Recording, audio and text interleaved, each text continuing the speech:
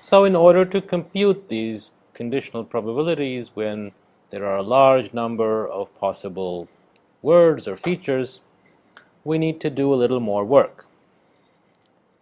Let's look at the simple case of just one word, say red. There are two possibilities. The red could be present or absent. So for our cases, red is present. Out of these, I have a bi and the rest don't. The total number of cases which are bi situations are obviously k as before. So let's see what the simple conditional probabilities are in this case.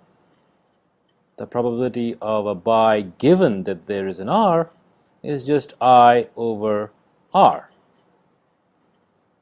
On the other hand, the probability of an r overall is just r over the total number n. And the probability that both r occurs and there's a bi is I over n. Now this is the joint probability, so you have to divide by the total number of instances n rather than any of the conditional ones k or r. Bayes' rule is actually just simple arithmetic. In particular, if you write I over n as I over r times r over n, let's see what you get.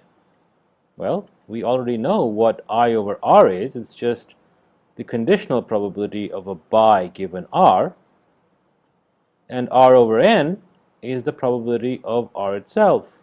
So simple arithmetic tells us that the joint probability of r and b is the product of the conditional probability and the a priori probability.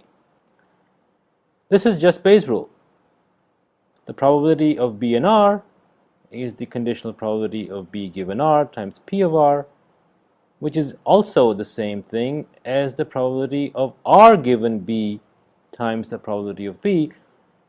We can see that by just rewriting I over n not by introducing an r but by introducing a k, in which case you'll get I over k, which is just the probability of r out of all those that are b, and probability of b, which is just k over n, right? Bayes' rule, which some of you may or may not remember, turns out to be just simple arithmetic.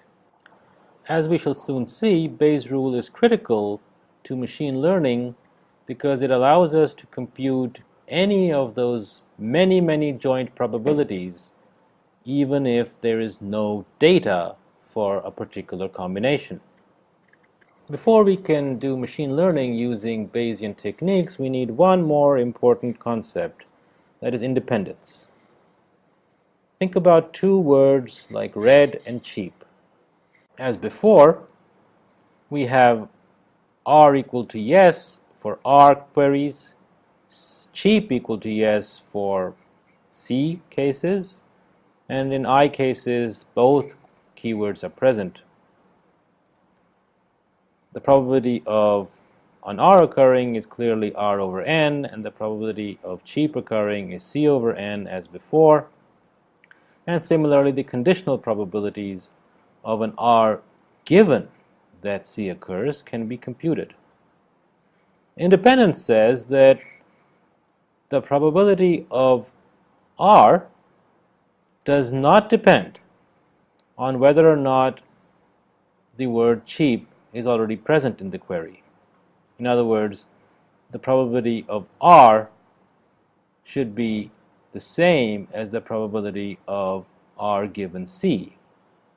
Similarly, the probability that cheap occurs should not depend on whether or not red occurs. In such situations, these two features are independent. Of course, that might not necessarily always be the case. For example, somebody searching for big data might actually search for MapReduce at the same time rather than something else like red or flower.